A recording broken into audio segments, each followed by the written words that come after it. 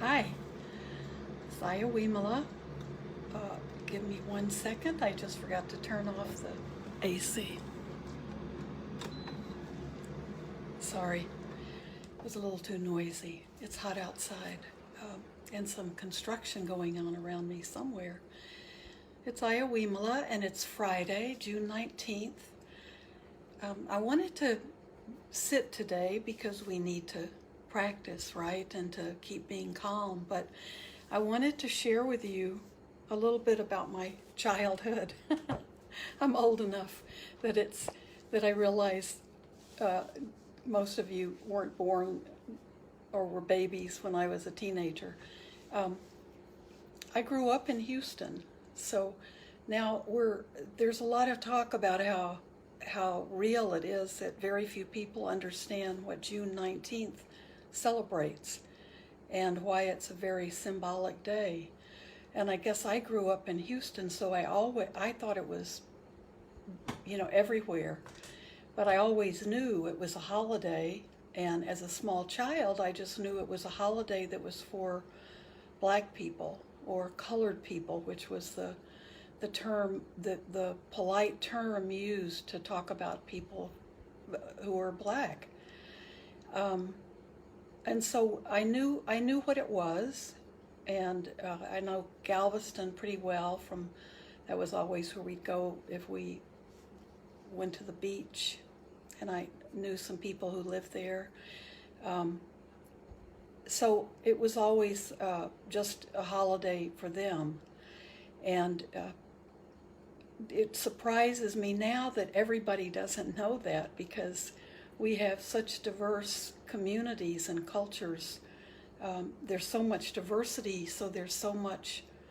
We know what Cinco de Mayo is, and but I understand too. It might have been more of just a Southern holiday. Not I don't know if it was. It was definitely not a public holiday, but we understood the importance of the day, and that was about it. But I just wanted to share a few of the experiences I had growing up in Texas, in Houston. And I was in junior high and high school in the 60s. But when I was younger, in the 50s, I remember going to the grocery stores and seeing that there were two big, it was a water fountain, and then there was another water fountain over to the side that said for coloreds. And I never knew what that word meant. I never understood why there were two different water fountains. And, I was a kid, so I had to walk. They always had steps for kids to walk up. So it was like a 3-step thing always at the water fountains. And I decided I would go up and see if there was something different about the water, or why they had a separate one for coloreds. And I had to make sure my mom, there wasn't an adult who was going to tell me not to do it. And I remember looking around and walking up and drinking water out of that water fountain, and the water tasted just the same.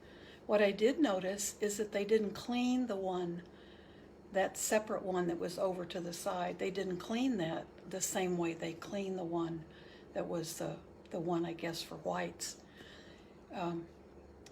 And I always, as a really little kid, I wondered why they didn't take care of that one the same way they did the other one.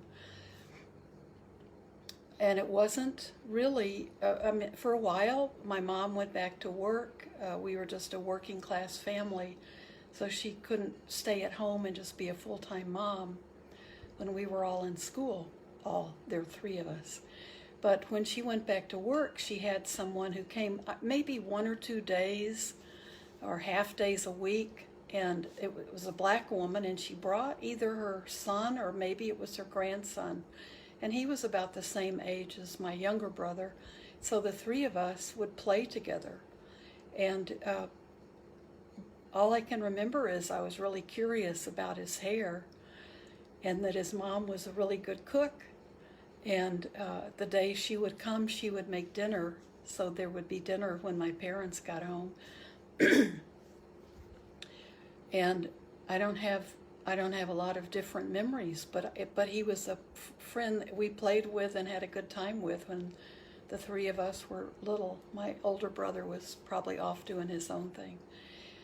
But then when I went to college, I went to Texas Women's University in Denton, Texas, and it was an all-girls school. They still had those then.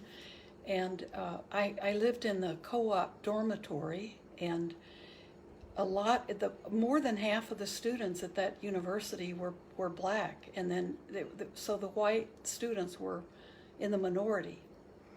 And that was where I had my first really good black friends, and I started learning about the black culture in Texas and what these friends had to go through. It was a real awakening for me, and it was a real, I knew I wasn't ignorant about civil rights and what was going on with civil rights, but I didn't realize what they had gone through personally and had to experience. So when their families traveled to visit relatives, same way our family did, we didn't have air conditioning in the car when I was younger. So even if we were making a 4-hour trip, that was a long trip. So we always had to stop and go to the bathroom and get more gas, and sometimes the car would break down, so we had to deal with that. But we always had, my mom and dad always had a few places they really liked to stop. So there was one town that we'd stop, and they'd get coffee, of course, and they even had little playgrounds for kids.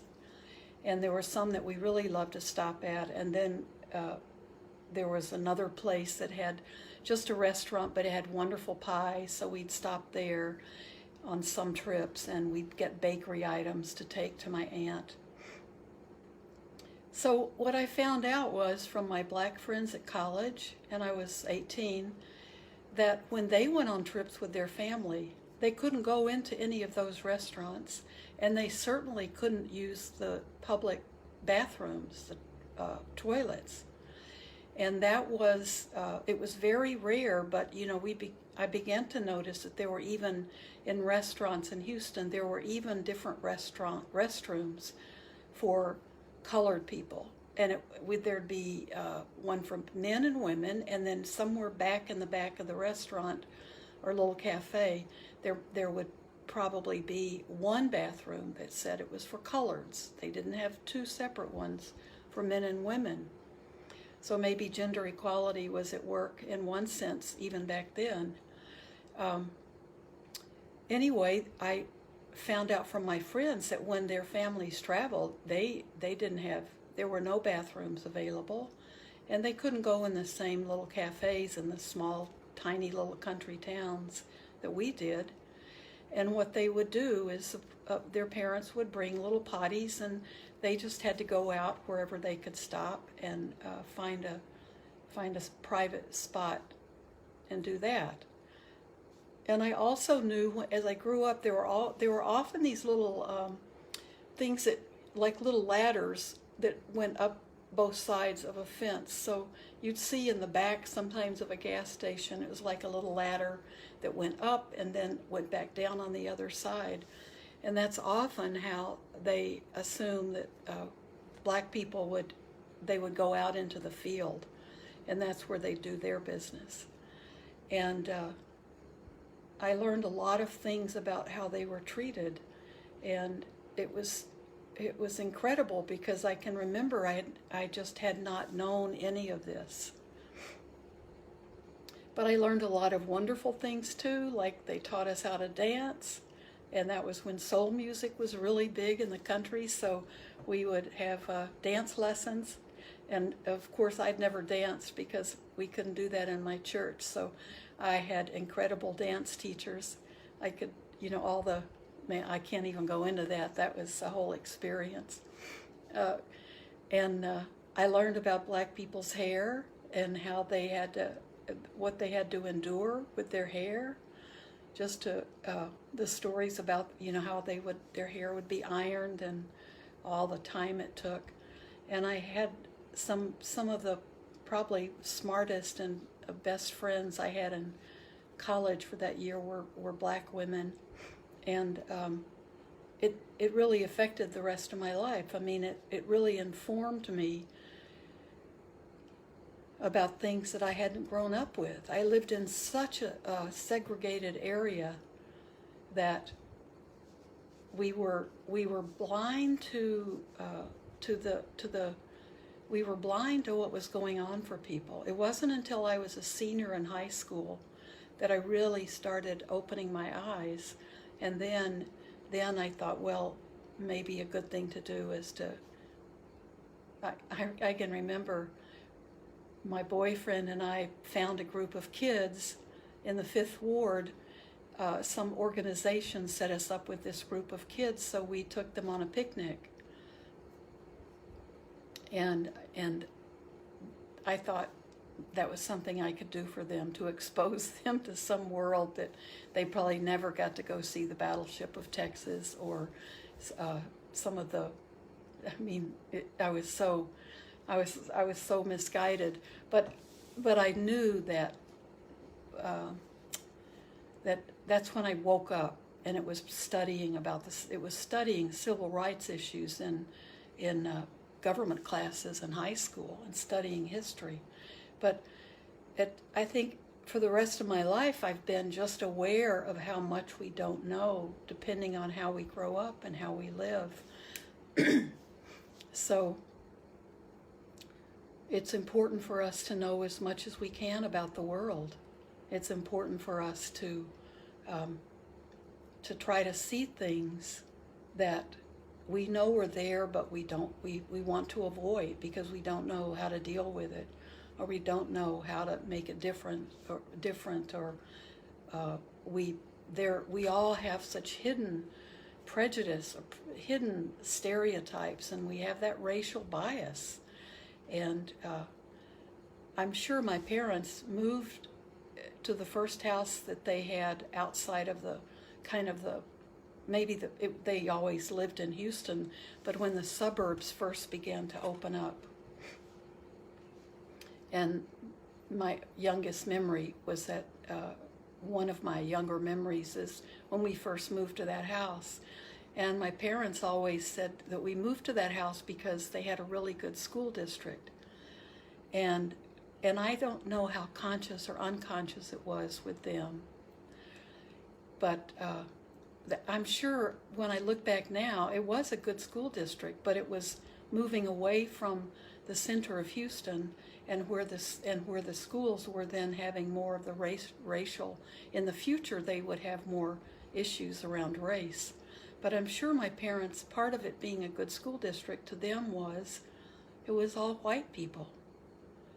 So there was a kind of sheltering and a kind of thinking that the schools would be better, and they bought a house that was in, outside the Houston school district. So I like to think when I was an older teenager that I couldn't be racist, because I'd never been unkind or said anything or felt anything negatively towards other races. But that was only because I had had no exposure to them, and I hadn't really had any training. I certainly never had any bad experiences. So I was kind of feeling pride in myself that I was not racist, from the South, but not racist. But what I wasn't aware of, it was because I'd been living on a little island, and it was intentionally done. It's kind of like the Buddha's parents trying to, like his father trying to keep him from seeing sickness, old age, and death, and also the possibilities of something different. So he was protected. And when he realized what he was missing out on, he had to move out into the world and see what this suffering was all about. And I really feel like my working class family, that our parents were trying to protect us by moving out to the suburbs, the new suburbs and the working class suburbs. They wanted to protect us. And instead it was just creating more segregation. And, well, you have to go out and learn about the world one way or another. But I just wanted to share that with you. Not really to make a point, but just to share. We all have really different, we all have really different stories and experiences, and I think it's good to just look at them occasionally. So that's enough of my history, right? Okay, so let's sit together, because there's so much going on in the world, and there's so much at stake, and we're beginning to see how much of a lack of information we have about some of the issues and the things that we need to know to make the right decisions, or who to turn to. Is just, there's a real void. And so again, we have to be making our decisions from a very deep place of wisdom. And again, I can't stress enough how much we have to be doing everything with the concept of ahimsa, of harmlessness, and of loving kindness. Love and not anger. Kindness, we don't have to even call it love. Kindness, goodwill, instead of anger. And doing no harm to ourselves and no harm to other beings. And that's every decision we make. And we have to guard ourselves to not give in to what we see around us and what we hear, and old prejudices that come up that were instilled in us when we were so young we didn't know they were being instilled in us.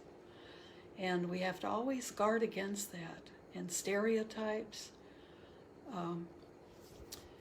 So I don't have any especially great news to share with you today. Yesterday, the Supreme Court's decision about DACA was wonderful. And today, you know, that we're being warned that was not the end of the war. It was a battle that was won, but the war is still going on. So we're down to reality again, but a good temporary decision, a good move in the right direction for a lot of people in this country. So I'm still wanting to feel very good about that, and hopeful for the future, of course. So let's sit. We don't have a lot of minutes, so gently close your eyes if you can. If you're babysitting, it might be better to keep your eyes open.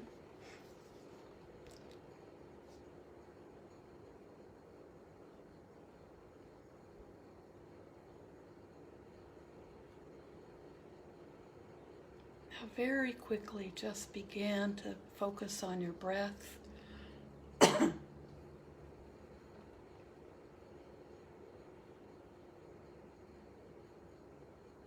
We're really observing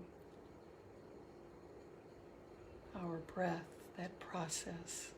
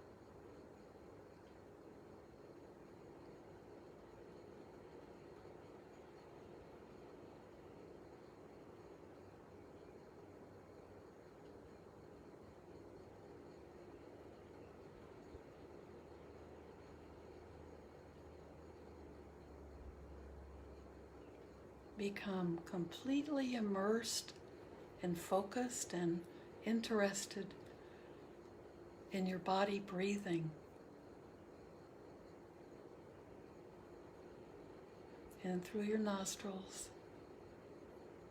out through your nostrils.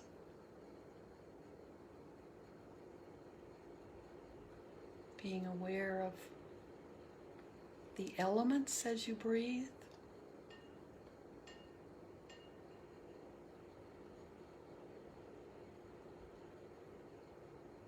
Be aware of which senses are triggered.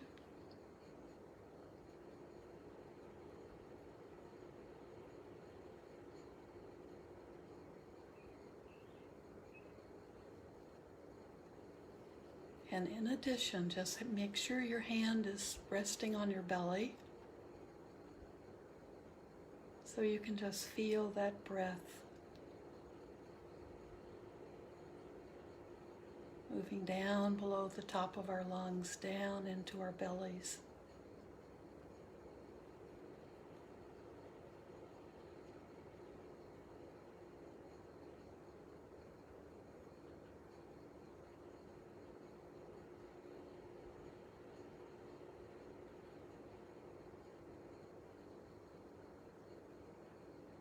Let everything else go. Very gently let things go. Just allow yourself to let your thoughts come and go. Don't hang on to them. Your attention is on your breath, not your thoughts.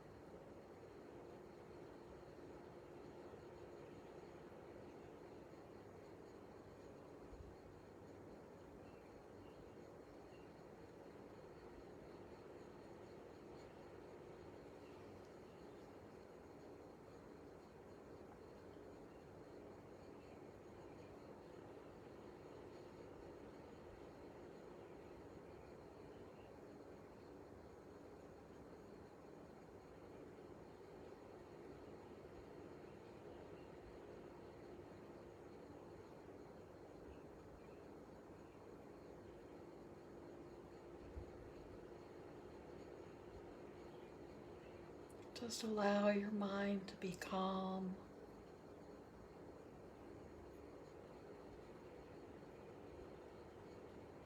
Breathe in life.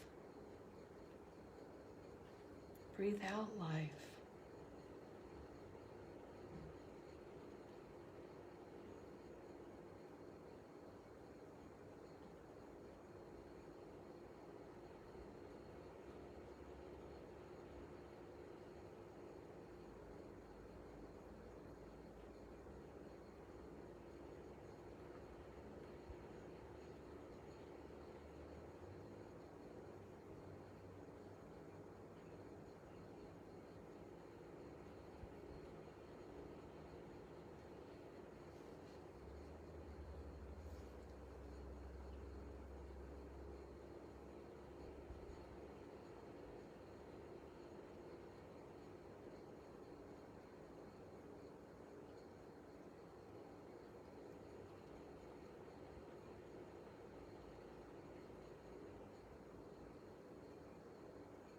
Be with your breath, and you're in the present moment.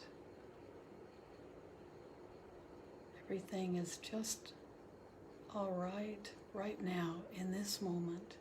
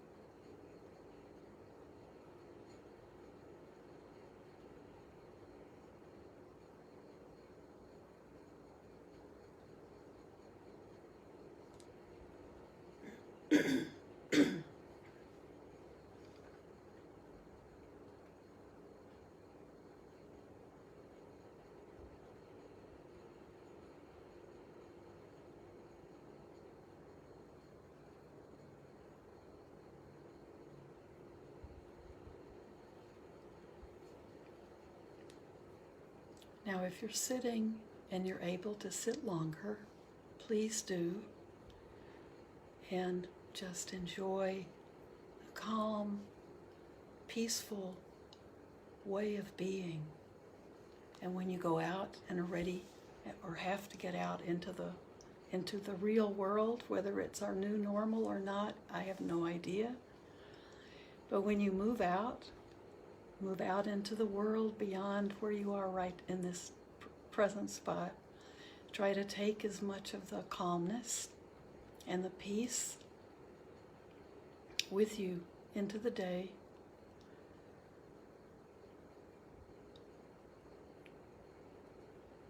And those of you who are, if you're going to keep sitting, just keep sitting. And if you have to leave, thank you again so much for allowing me to be right with you on these mornings or whenever you're watching. Thank you. See you Sunday. Bye-bye.